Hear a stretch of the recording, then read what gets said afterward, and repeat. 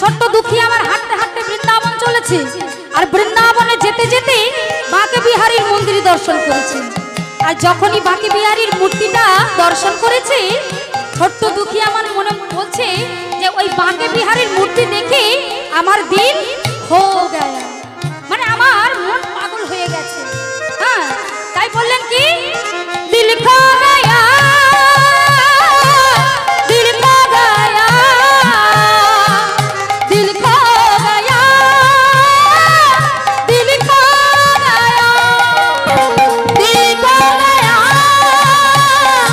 दिल खो गया, दिल खो गया,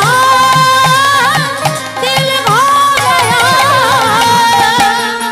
बोलो यमुना किनारा है, श्रीनिधि वन प्यारा है, कर कर के बिहारी जी अब तेरा नजारा है। ओ यमुना किनारा है, श्रीनिधि वन प्यारा है, कर कर के बिहारी जी अब तेरा नजारा है। दिल खो गया, दिल खो गया, दिल खो गया, दिल खो गया।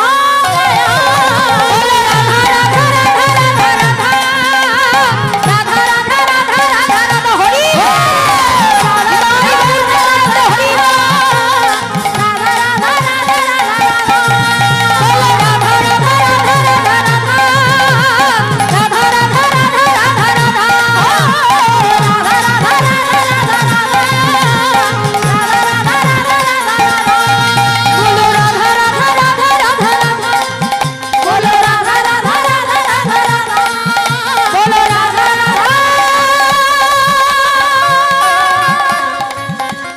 राधा राधा राधा बोलो जीव गोस्वामी की जय, जीव गोस्वामी की जय, जीव गोस्वामी की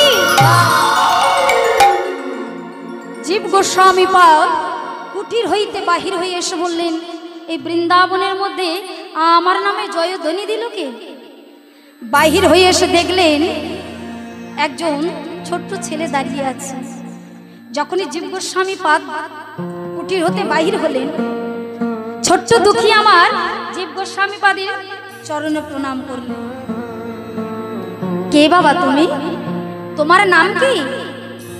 আগে গুরুদেব, আমার নাম হলো দুঃখী কৃষ্ণ দাস। হৃদয় চৈতন্য প্রভু হেসে বললেন, ওরে বাবা, যে কৃষ্ণের দাস হয় সে কি কোনোদিন দুঃখী হতে পারে গো? আগে না গুরুদেব। ছোট্ট দুঃখী বলছে, আগে না গুরুদেব, আমার আমার পিতা মাতার দেওয়া নাম হলো দুঃখী, আর আমার গুরুদেবের দেওয়া নাম হলো কৃষ্ণ দাস।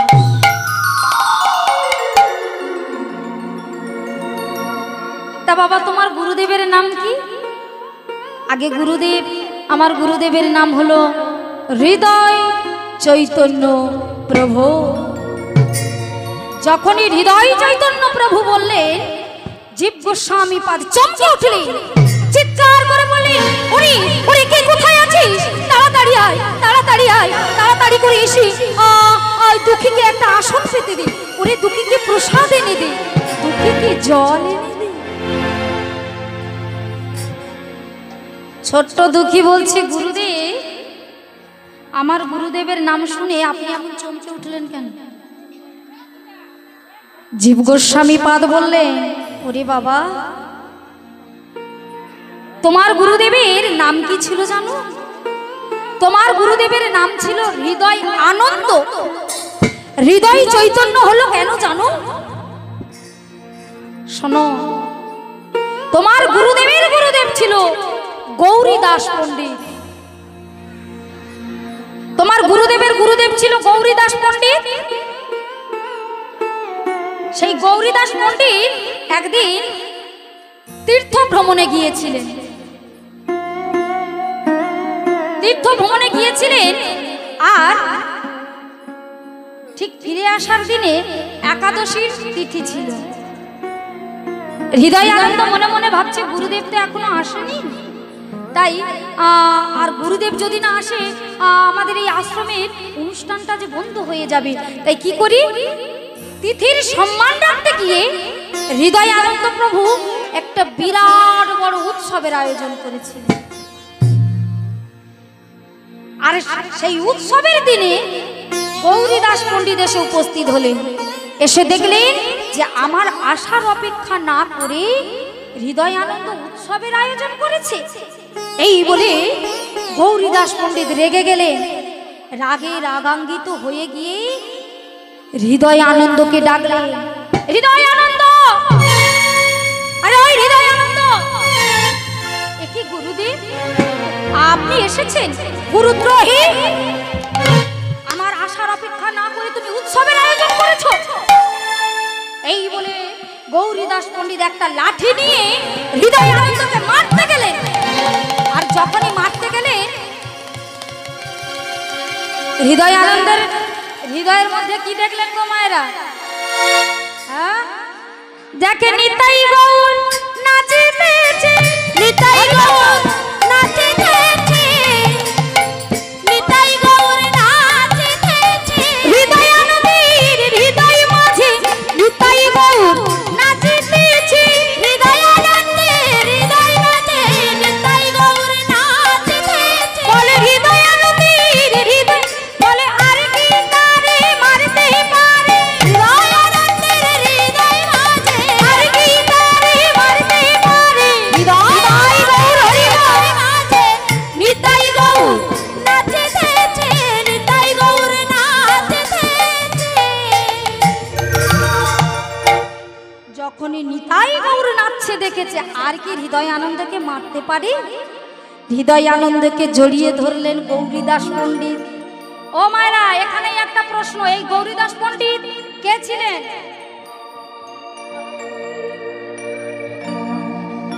এই গৌরীদাস পণ্ডিত কে ছিলেন? দাপর যুগে কে ছিলেন? ত্রেতা যুগে কে ছিলেন? চলুন একটু ছোট্ট করে জেনে নিন। এই গৌরীদাস পণ্ডিত ত্রেতা যুগে ছিলেন কে? তরণী সেন। তরণী সেন বিভীষণের পুত্র তরণী সেন। রাম রাবণের যখন যুদ্ধ হয়, রাক্ষসকুল বড় বড় যারা মানে যোদ্ধারা যারা ছিল বড় বড়, সবাই মারা গেছে। রাবণ গালে হাত দিয়ে বসে আছে। এমন সময় তরণী সেন এসে বলছে, জ্যাঠামশাই, ও জ্যাঠামশাই, তুমি এমন করে গালে হাত দিয়ে বসে আছো কেন?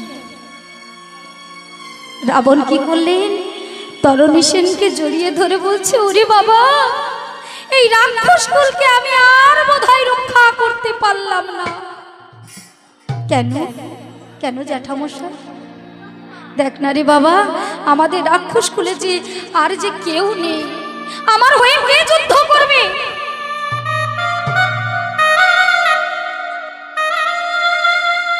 রাবণ বলছে, ওরে বাবা, রাক্ষসকুলে আর কেউ নেই, আমার হয়ে কে যুদ্ধ করবে? তখন ছোট্ট তরণী সেন বলছে, কেন জ্যাঠামশাই, আমি যুদ্ধ করব। কি বলছিস?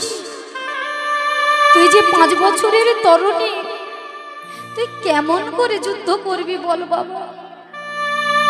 গুরুদেব, ওই জ্যাঠামশাই, তুমি আমাকে না বলো না, আমি যে ওই রামের সঙ্গে যুদ্ধ করতে চাই, তুমি আমাকে অনুমতি দাও। বেশ, তবে তুমি যাও, তোমার মায়ের কাছ থেকে অনুমতি নিয়ে এসো।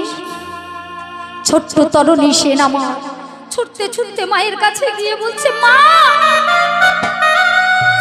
ও মা, আমাকে যুদ্ধের সাজে সাজিয়ে দাও মা, আমি যে ওই রামের সঙ্গে যুদ্ধ করতে যাব। এ কি বলছিস খোকা?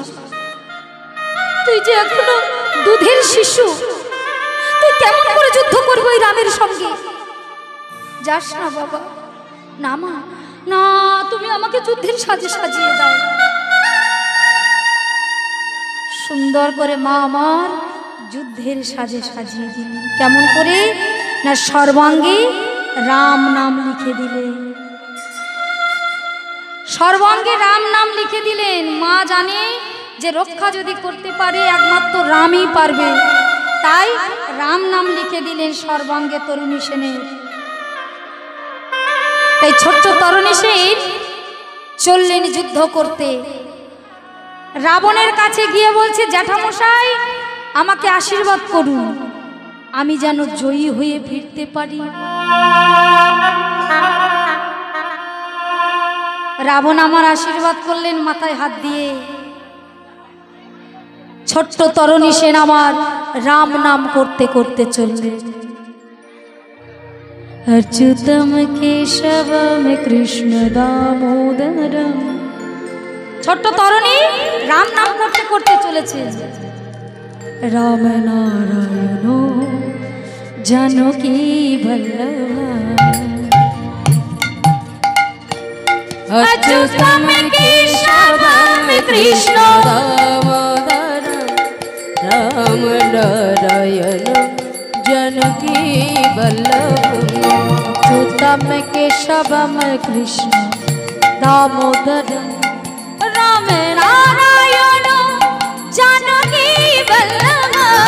अच्युतम केशवम कृष्ण दामोदरम राम नारायण जानकी वल्लभम। कौन कहते हैं भगवान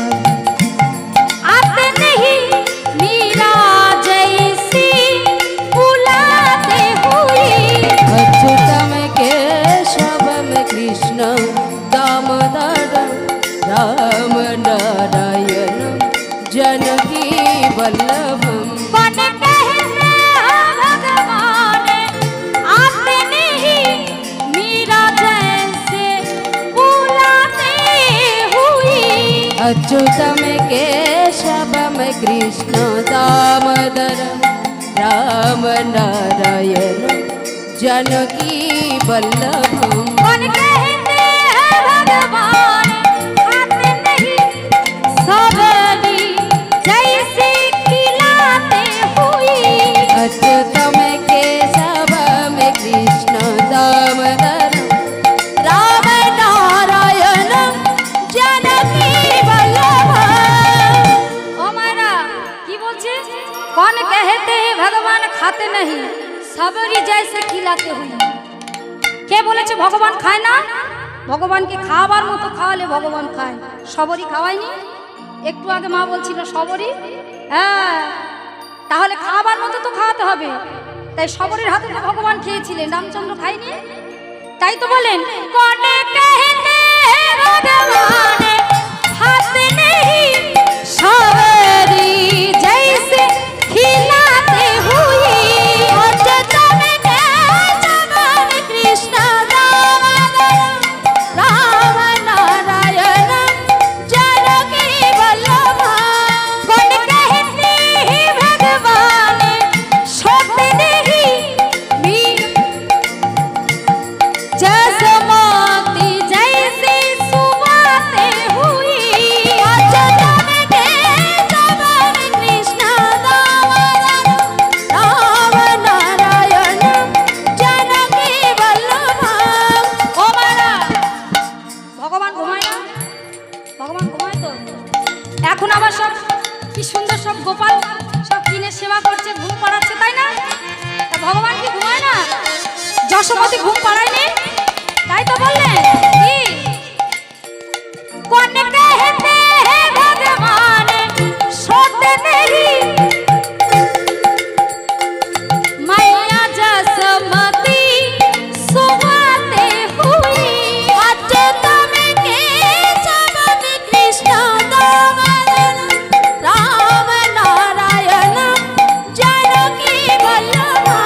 कौन कहते भगवान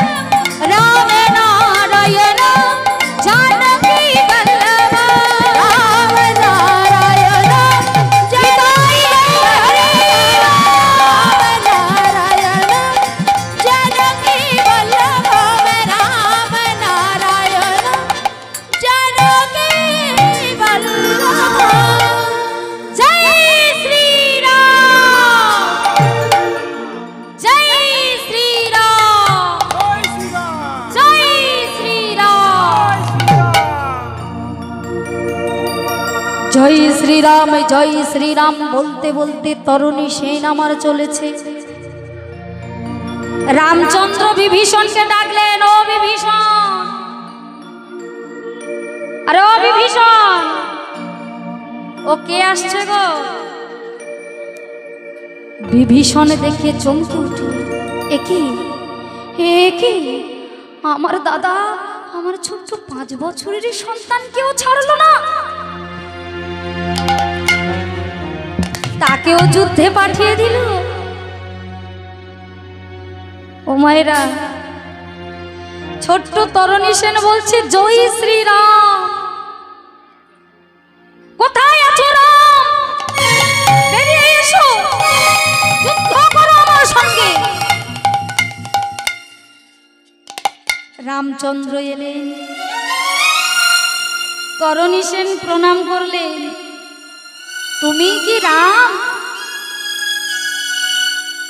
এত ভুবন ভরানো মোহন রূপ, এমন রূপ তো কোনোদিন দেখি না। তরুণী সেন জিজ্ঞাসা করছেন, তুমি রাম? রামচন্দ্র বলছে, হ্যাঁ বাবা আমি রাম। তুমি এখানে কেন এসেছো? আমি এখানে এসেছি তোমার সঙ্গে যুদ্ধ করতে। ফিরে যাও, তুমি যে এখন বালক, তুমি এখন ছোট, তুমি মায়ের কোলে ফিরে যাও। না, আমি ফিরে যাব না, আমি যুদ্ধ করতে এসেছি।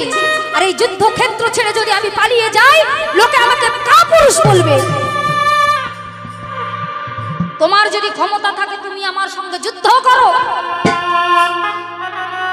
ভগবানের প্রতি কত ভক্তি, কত বিশ্বাস দেখো। রামচন্দ্র মনে মনে ভাবছে,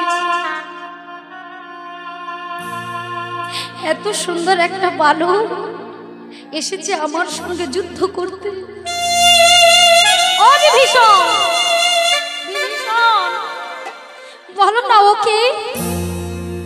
বিভীষণ নয়নে জলে মুখ ভাসাচ্ছে, তবু মুখ ফুটে বলতে পারছে না, প্রভু ওটা আমার সন্তান। কেন জানেন মায়েরা? বিভীষণ মনে মনে ভাবছে, আমার সন্তানের প্রাণ যাই যা, তবু রাক্ষস কুল তো ধ্বংস হবে। ছোট্ট তরুণী সেন বলছে, রাম যুদ্ধ করো আমার সঙ্গে। বারবার যখন বলছি রাম যুদ্ধ করো, যুদ্ধ করো, রামচন্দ্র একটা তীর নিক্ষেপ করলেন। যতবার রামচন্দ্র তীর নিক্ষেপ করে ততবার ব্যর্থ হয়ে যায়। কেন? ওই যে মা লিখে দিয়েছে সর্বাঙ্গে, সর্বাঙ্গে রাম নাম লিখে দিয়েছে। এমন সময় রামচন্দ্র লক্ষ্য করলেন তরুণী সেনের কণ্ঠের দিকে। মা সর্বাঙ্গে রাম নাম লিখেছেন, কিন্তু কণ্ঠে লিখলেন না। তাই রামচন্দ্র কি করলেন না, তরুণী সেনের সেই কণ্ঠের দিকে লক্ষ্য রেখে তীরটা ছুড়লেন। আর যখনই তীর ছুড়লেন, সেই কণ্ঠে লেগে তরুণী সেনের মাথাটা কেটে গেল। আর যখনই মাথাটা কেটে গেল, কাটা মুন্ডু, জয় শ্রীরাম, জয় শ্রীরাম, জয় শ্রীরাম, জয় শ্রীরাম,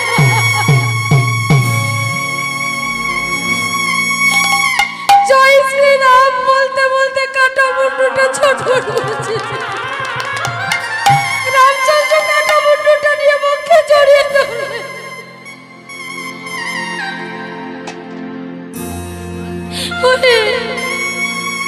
ভক্ত আমার মাতা পিতা, ভক্ত আমার গুরু, ভক্ত আমার নাম রেখেছে মঞ্চা কল্পতরু। ভক্ত দিলে খায়, না দিলে উপবাসে যায়। এত সুন্দর ভক্তকে আমি নিধন করলাম। ও বিভীষণ বলো না, বলো না বিভীষণ, এই সন্তান তোমার কে হয় তুমি বলো না। বিভীষণ আর চুপ করে থাকতে পারলেন না, রামচন্দ্রের চরণ ধরে বললেন, প্রভু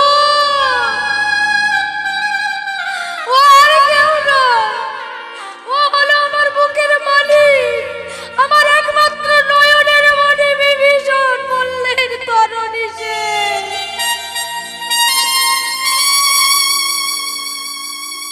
বিভীষণ, তুমি যদি আগে বলতে এটা তোমার সন্তান, আমি কোনোদিন ওকে হত্যা করতাম না।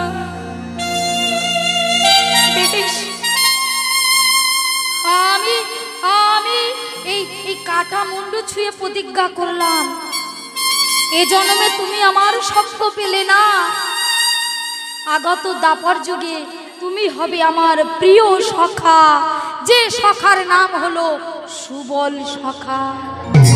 হরি বল, হরি বল।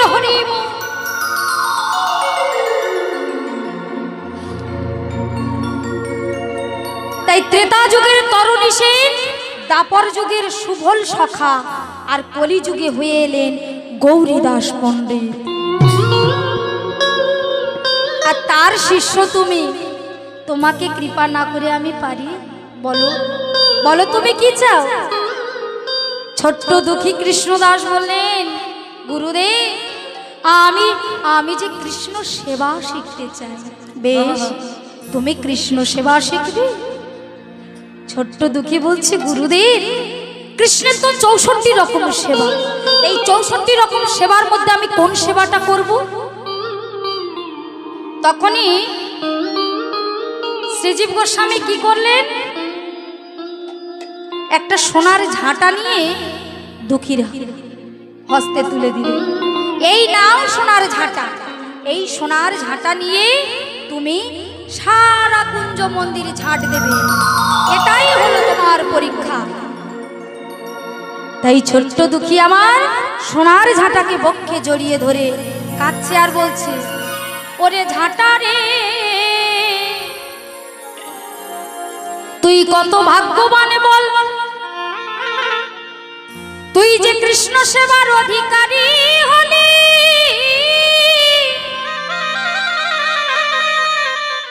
ওরে ঝাঁটা, তোর কাছে এই নিবেদন রইল, দয়া করে তুই আমাকে কৃষ্ণ সেবা শিখাইয়ে দিস। হরি বল, হরি বল। তাই ছোট্ট দুঃখী আমার সেই সোনার ঝাঁটা নিয়ে ঝাঁট দিচ্ছে আর গুনগুন করে গাইছে। কেমন করে গান করছে? জয় জয় শ্রী গুরু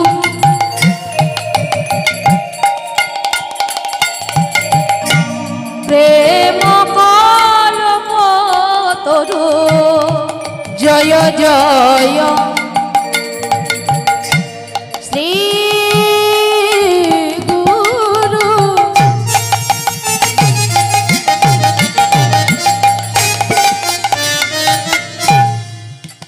গুরু আমার প্রেম কল্পতরু, জয় জয় শ্রী গুরু।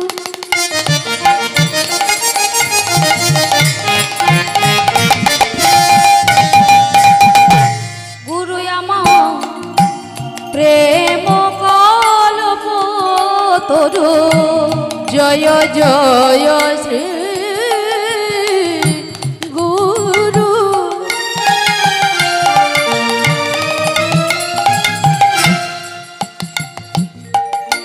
গুরু আমার প্রেম কল্পতরু, বড় অদ্ভুত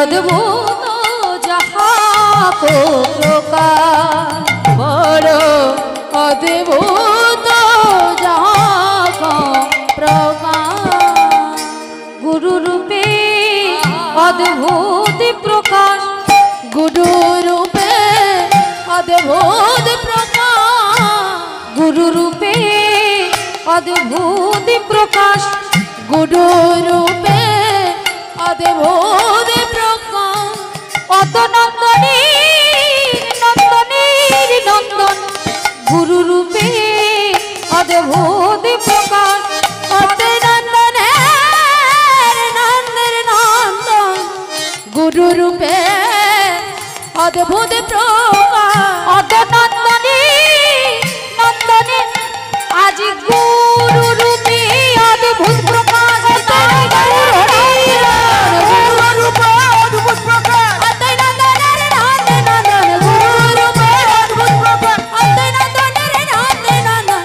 গুরু রূপে অদ্ভুত প্রকাশ, বড়ই অদ্ভুত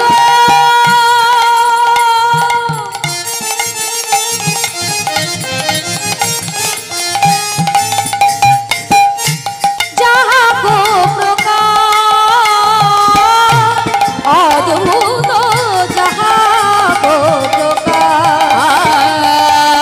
অদ্ভুত যাহা গো প্রকাশ। ছোট্ট দুঃখী আমার সারা কুঞ্জ মন্দির ঝাঁট দিচ্ছে। ছোট্ট দুঃখী আমার প্রত্যেক দিন সারা কুঞ্জ মন্দির ঝাঁট দেয়। একদিন কি হলো গো মায়েরা, সারা কুঞ্জ মন্দিরে ঝাঁট দিতে দিতে ছোট্ট দুঃখী আমার দেখতে পেলেন অদূরে কি যেন একটা চকচক করছে। মনে মনে ভাবছে সারা কুঞ্জ মন্দির তো আমি একাই ঝাঁট দিই, হঠাৎ এই কুঞ্জ মন্দিরে ওখানে ওটা কি চকচক করছে, দেখি তো। এই বলে ছোট্ট দুঃখী আমার এগিয়ে গিয়ে দেখলে কার যেন একটা সোনার নুপুর পড়ে আছে। একই এই কুঞ্জ মন্দিরে আমি ছাড়া তো কেউ আসে না, এই কুঞ্জ মন্দিরে সোনার নুপুর এলো কোথা থেকে? যাই হোক, নুপুরটা আমি তুলে রেখে দিই, যার হয় সে যদি এসে আমার কাছে চায় আমি তাকে দিয়ে দেব। এই বলে ছোট্ট দুঃখী আমার যখনই সেই নুপুরটাকে স্পর্শ করলেন, ওমা যখনই স্পর্শ করলেন ছোট্ট দুঃখীর সর্বাঙ্গ কেঁপে উঠলেন। একই গো, এই নুপুরটা স্পর্শ করার সঙ্গে সঙ্গে আমার সর্বশরীর আমার কেঁপে উঠলো কেন? ও বুঝতে পেরেছি, এটা কোনো বড় ভক্তের নুপুর। যাই হোক, নুপুরটা আমি নিয়ে রেখে দিই। এই বলে ছোট্ট দুঃখী আমার সেই সোনার নুপুরটা বক্ষে জড়িয়ে ধরে কাঁদছে আর বলছে, জয় রাধা শ্যাম জয়, জয় গিরিধারী, জয় রাধা শ্যাম জয়, জয় গিরিধারী, জয় রাধা শ্যাম জয়, জয় গিরিধারী, জয় রাধা শ্যাম জয়, জয় গিরিধারী, শ্যাম সুন্দর বংশে ধারে, শ্যাম সুন্দর বংশীধারী, শ্যাম সুন্দর বংশে ধারে, শ্যাম সুন্দর বংশীধারী, জয় রাধা হরি বল হরি বল হরি বল, জয় গিরিধারী, জয় রাধা শ্যাম জয়, জয় গিরিধারী, জয় রাধা শ্যাম জয়, জয় গিরিধারী। এদিকে তো কৃষ্ণদাস নুপুরটা নিয়ে গান করছেন, আর ওদিকে কি হলো গো মায়েরা, যা বটে রাধারানী আমার সারা রাত্রি ধরে ওই কুঞ্জ মন্দিরে কৃষ্ণের সঙ্গে রাসলীলা করেছে। আর ওই কখন যে জানো ওই রাধারানীর বাম চরণের নুপুরটা খুলে পড়ে গেছে, রাধারানী জানে না। তাই রাধারানী যাবটে ফিরে গিয়ে সর্ব অঙ্গের অলংকার খুললেন, দক্ষিণ চরণের নুপুর জোড়া খুললেন, আর যখনই বাম চরণের নুপুরটা খুলতে গেলেন চিৎকার করে উঠলেন, ললিতা! আরে ও ললিতা! ললিতা এসে বলছে, এই রাধে, তুই এমন ভাবে চিৎকার করছিস কেন? কি হয়েছে তোর? আরে শোন না ললিতা, আমার না সর্বনাশ হয়ে গেছে। মানে সর্বনাশ হয়েছে? আরে কি সর্বনাশ হলো? শোন না, এই ললিতা শোন না, আমার বাম চরণের নুপুরটা কোথায় যেন পড়ে গেছে। রাধারানী 8টা সখী, 8টা সখীর মধ্যে সব থেকে মুখরা সখী হলো ললিতা সখী। হ্যাঁ, ললিতার কাছে ঝগড়াই কেউ পারত না। ললিতা বলছে, হ্যাঁ রে, সমস্যার সৃষ্টি করবি তুই, আর সমাধানের সময় শুধু সখীদের ডাকাডাকি। এখন তোর এই নুপুর কোথায় পড়েছে, আমি কোথায় খুঁজবো? এই ললিতা শোন না, এই ললিতা, এই শোন না, আমার না মনে হয় ওই কুঞ্জ মন্দিরেই পড়েছে, একটু জানা রে। ললিতা বলছে, মাথা খারাপ? হ্যাঁ, এই দিনের বেলায় আমি যদি ওই কুঞ্জ মন্দিরে যাই আর ওই বৃন্দাবনবাসীরা আমাকে চিনে ফেলবে না? হ্যাঁ, চিনে ফেললে তখন আমাকে কেউ ছাড়বে? আমি যাব না বাবা। এই ললিতা শোন না, তুই ললিতা বেশে যাবি কেন? তুই একটা সাধারণ ব্রজবাসী সেজে যা। ও মায়েরা, রাধারানী ললিতাকে বলছে, এই ললিতা, তুই ললিতা বেশে যাবি কেন? তুই সাধারণ একটা ব্রজবাসীর রূপ ধারণ করে যা। তাই রাধারানীর কথা মতো ললিতা একটা সাধারণ ব্রজবাসীর রূপ ধারণ করে চলেছে। কোথায়? না সেই কুঞ্জ মন্দিরে। কুঞ্জ মন্দিরে, যেখানে কৃষ্ণদাস বসে বসে রাধা নাম করছে। পিছন থেকে ললিতা গিয়ে ডাকলেন, বাবাজি! আরে ও বাবাজি! কৃষ্ণদাস চমকে উঠলেন, এ কি? কে আমাকে বাবাজি বাবাজি বলে ডাকে? এই কুঞ্জ মন্দিরে আমি ছাড়া তো কেউ নেই, আমাকে কে বাবাজি বাবাজি বলে ডাকছে? পিছনে ফিরে দেখে ললিতা দাঁড়িয়ে আছে। ললিতা বলছে, করো জোরে বাবাজি। বলছি বাবাজি। হ্যাঁ বলুন। বলছি বাবাজি, এই কুঞ্জ মন্দিরের মধ্যে একটা নূপুর পেয়েছি। কৃষ্ণদাস মনে মনে ভাবছে, নূপুর তো আমি পেয়েছি, তা ইনি কি করে জানলো? হ্যাঁ, নূপুর তো আমি পেয়েছি, তা ইনি জানলো কি করে? তা পেয়েছি যখন নূপুরটা, আমি তো মিথ্যা কথা বলতে পারবো না। বলছে, হ্যাঁ নূপুর আমি একটা পেয়েছি। বলছে, বাবাজি নূপুরটা আমার, আমাকে দিয়ে দাও না। যখনই ললিতা বলেছে নূপুরটা আমার, আমাকে দিয়ে দাও, হঠাৎ কৃষ্ণদাসের লক্ষ্য গেল সেই ললিতার চরণ দিকে। কৃষ্ণদাস বলছে, ওমা, আমরা বৃন্দাবনে আসি কৃষ্ণের ভজন সাধন করার জন্য, আর তুমি বৃন্দাবনের মেয়ে হয়ে, বৃন্দাবনবাসী হয়ে তুমি মিথ্যা কথা বলো? বলে, কেন বাবা, আমি কি মিথ্যা কথা বললাম? বলে, ওই যে তোমার দুটো চরণের নূপুরে রয়েছে। ললিতা তাড়াতাড়ি করে ঘাগরা দিয়ে ঢেকে দিচ্ছে। হ্যাঁ, কৃষ্ণদাস বলছে, ঢাকো ঢাকো। কৃষ্ণদাস বলছে, ঢাকো ঢাকো, যতই তুমি চরণ ঢাকো না কেন, নূপুর আমি তোমায় দেব না। যার নূপুর তাকে এখানে আসতে হবে, উপযুক্ত প্রমাণ দিয়ে নূপুরটাকে নিয়ে যেতে হবে। ললিতার মাথায় হাত, ছুটতে ছুটতে চললেন যাবটে। আরে রাধে, রাধে, সর্বনাশ হয়েছে, রাধে সর্বনাশ হয়েছে। বলে, কি হলো রে ললিতা? বলে, শোন না, ও বাবা, ও জাতা বাবাজি নয় রে, ও যে বড় কড়া বাবাজি। কি বললো জানিস? যার নূপুর তাকে এসে নিয়ে যেতে হবে, আবার কি উপযুক্ত প্রমাণ দিয়ে। এই ললিতা এবারে কি হবে?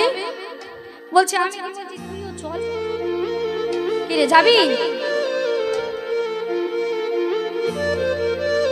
ললিতা মনে হয় খায়নি জানো। আরে ললিতা খাস না আজকে?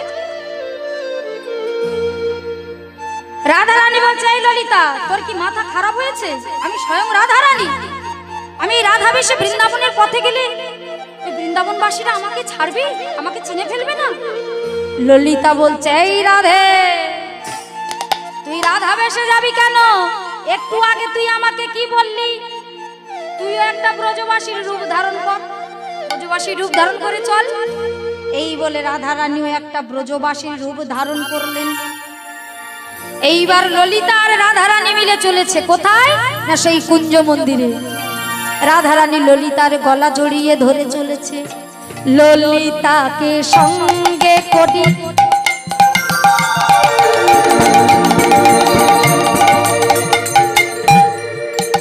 আমার রাধা রানী যায় গো, ললিতাকে সঙ্গে করি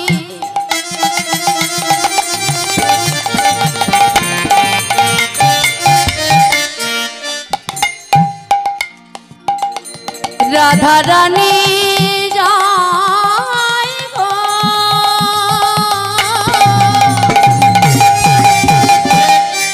ললিতাকে সঙ্গে করি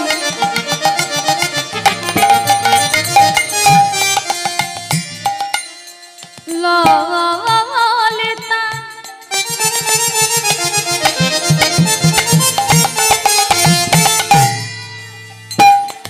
সঙ্গে করি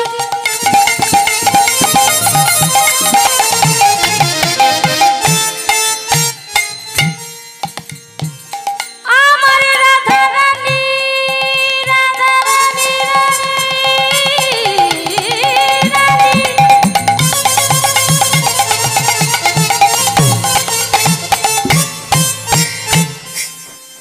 যাই গো,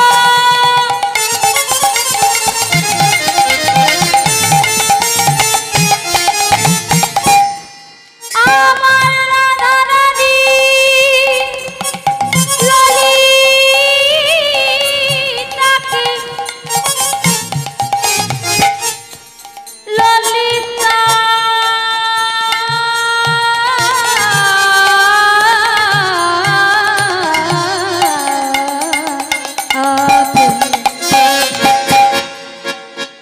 ললিতাকে সঙ্গে করি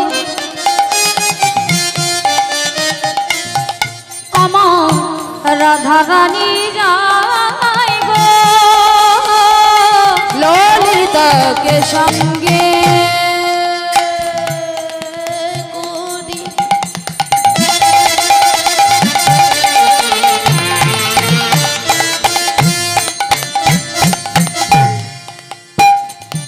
আমার রাধা রানী যায় গো, ওই কুঞ্জ মাঝে হরি বল হরি হরি তাই গৌর হরি বল।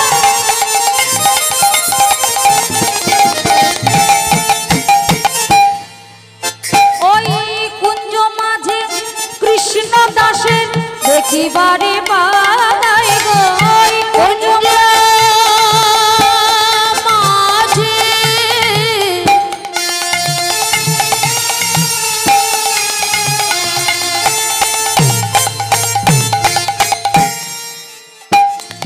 কুঞ্জ মাঝে কৃষ্ণ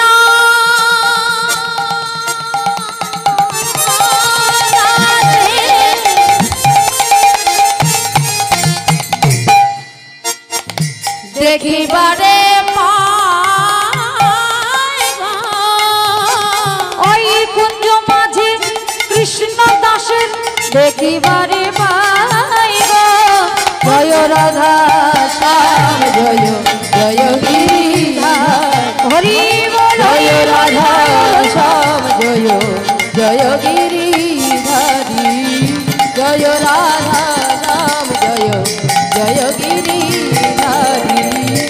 জয় রাধা রাম জয় জয়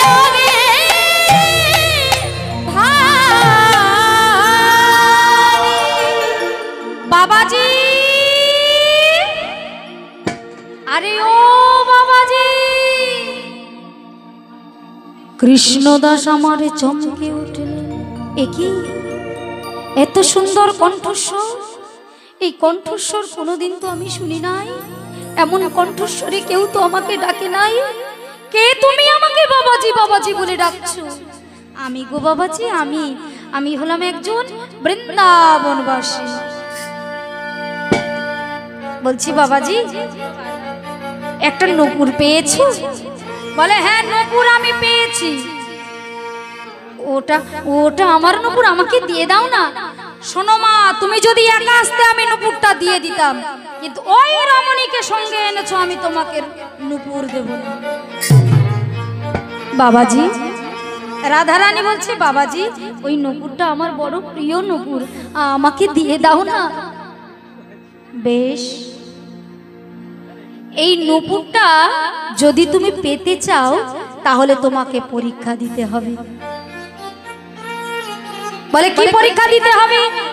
বলে শোনো মা, আগে আমি তোমার চরণের নূপুরটা দেখব, আর আমার এই হাতে যে নূপুর আছে এই নূপুরটা আমি দেখব। যদি দুটো নূপুর এক হয়ে যায় তাহলে আমি তোমাকে নূপুর দিয়ে দেব। এই ললিতা, বাবাজি বলে কি রে? বলছে আমার চরণের নূপুর দেখবে। ললিতা বলছে উপায় নেই, চরণটা দেখিয়ে দে। রাধারানী আমার কৃষ্ণদাসকে বললেন বাবাজি তুমি আমার চরণের নূপুর দেখতে চাও? বেশ দেখো। এই বলে রাধারানী আমার দক্ষিণ চরণটি বাড়িয়ে দিলেন। কৃষ্ণদাস দেখছে, হ্যাঁ এই নূপুরে যত হিরে ওই নূপুরেও তত হিরে, মিলে তো গেছে। কিন্তু মা তোমাকে যে আরো পরীক্ষা দিতে হবে। বলে আরো পরীক্ষা দিতে হবে? বলে কি পরীক্ষা? বলে শোনো মা, আমি অত বোকা নই। এই নূপুরটা যেখানে পড়েছিল, হ্যাঁ আমি সারা কুঞ্জ মন্দির ঝাঁট দিয়েছি। এই নূপুরটা যেখানে পড়েছিল শুধু সেইখানে বাদ দিয়ে আমি সব জায়গায় ঝাঁট দিয়েছি। আমি সেই চরণ চিহ্ন দেখব, আরে তোমার চরণের তলাটা দেখব। এই ললিতা, এ বাবাজির সাহস কি রে?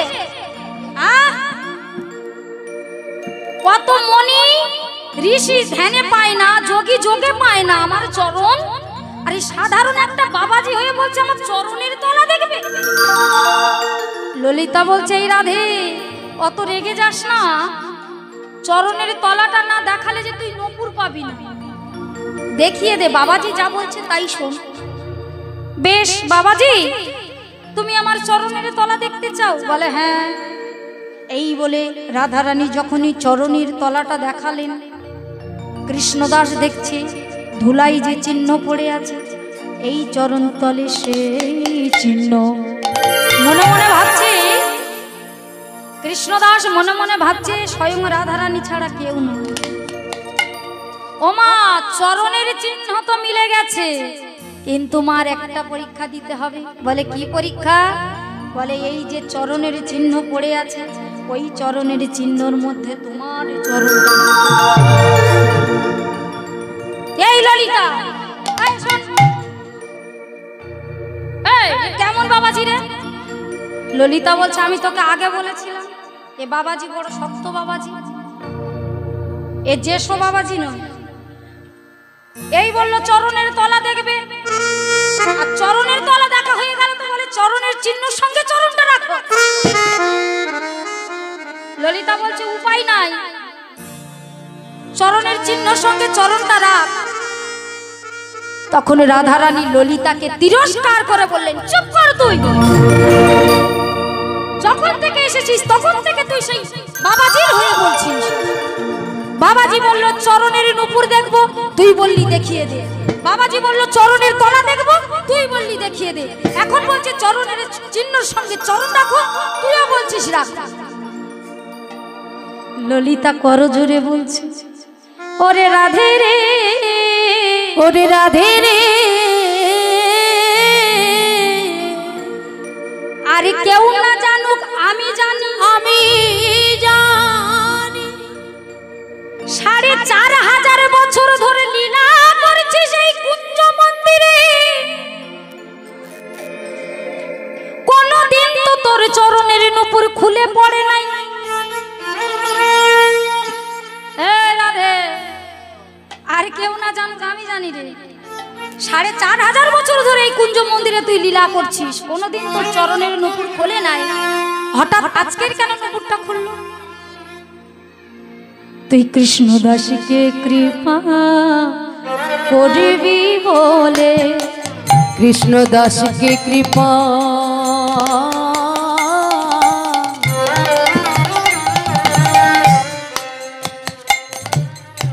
কৃপা করবি বলে,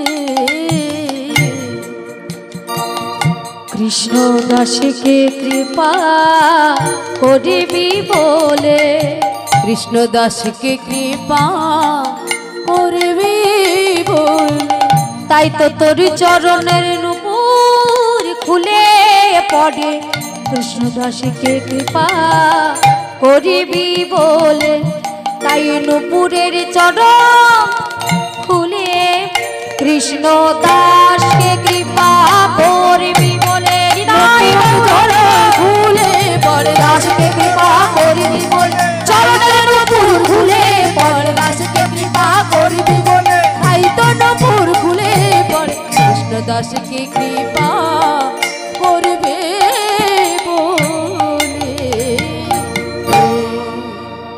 রাধারানী বলছে, ললিতা তুই ঠিক বলেছিস যে কৃষ্ণদাস আমার কৃষ্ণের জন্য জল আনতে গিয়ে মাথায় বাঁধালো তীব্র ঘা। হরিবল হরিবল, আমি সেই কৃষ্ণদাসকে কৃপা না করে কি থাকতে পারি?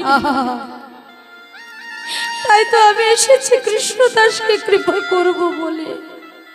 বাবাজি, তুমি আমার চরণের ছাপের সঙ্গে ওই চরণ রাখতে বলছো, বেশ।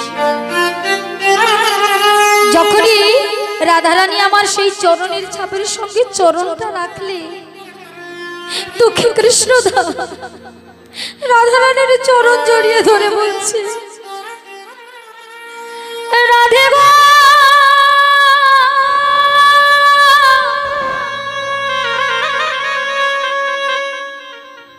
ও গো প্রেমময়ী রাধে, রাধে, রাধে, কৃপা করে তুমি এলে রাধে, একবার দয়া করে তোমার স্বরূপ দেখা।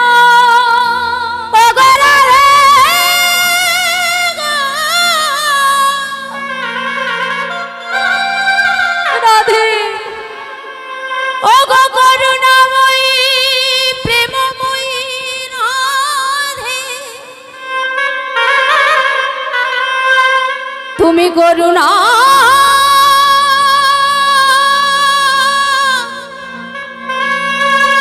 করুণা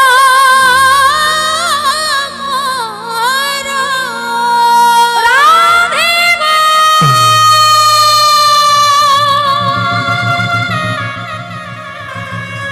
রাধে,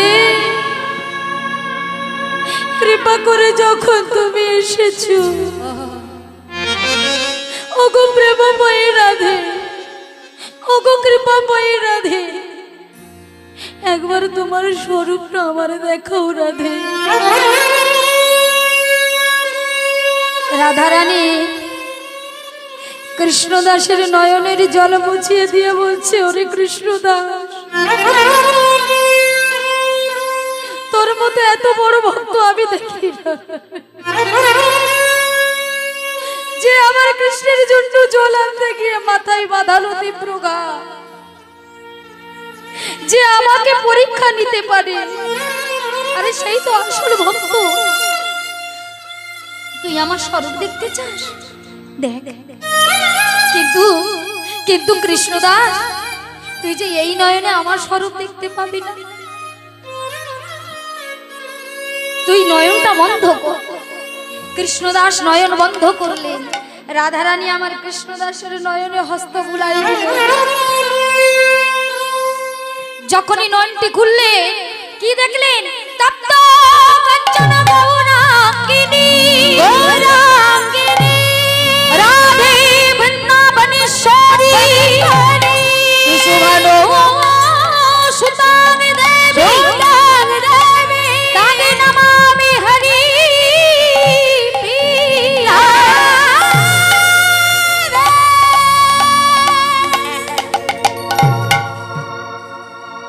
একি যখনই কৃষ্ণদাস নয়নটি খুলে দেখলে এত সুন্দর রূপ, এই রূপ তো আমি কোনোদিন দর্শন করি না।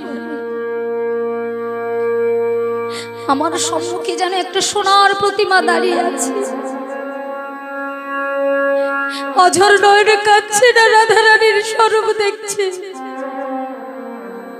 অঝর নয়নে কাঁদছে, নয়ন জলে মুখ ভেসে যায়। ও মায়েরা, রাধারানী কৃষ্ণদাসকে বলছে, ও কৃষ্ণদাস, আমার এই স্বরূপ দেখে খালি কাঁদলে হবে? আমার এই রূপটা তুমি যেমন দেখছো, আমাকে একটা গান শোনাও দেখি।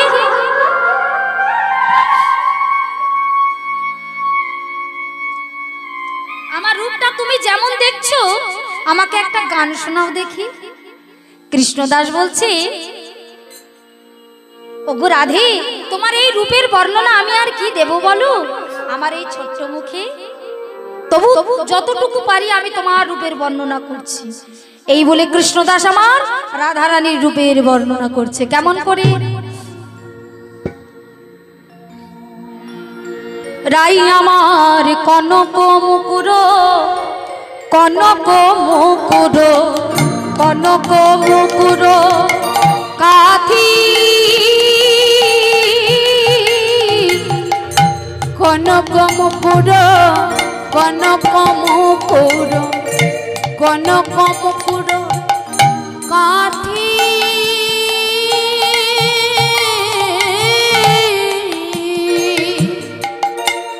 কনক মুকুর, কনক মুকুর, কনক মুকুর কাথি,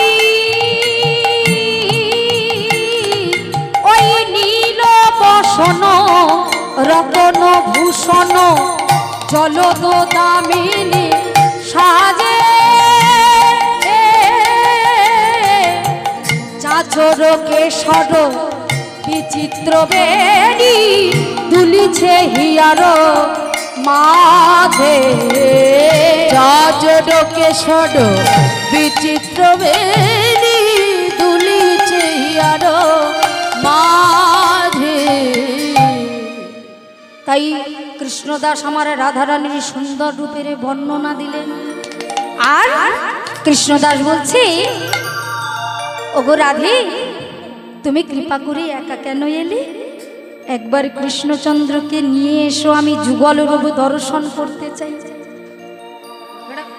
রাধারানী কৃষ্ণদাসকে বলছে, শোনো কৃষ্ণদাস, তার আগে তোমার হাতের নুপুরটা আমায় দাও। এই বলে সেই হাতের নুপুরটা নিয়ে কৃষ্ণদাসের ললাটে এঁকে দিলেন একটি নুপুর তিলক।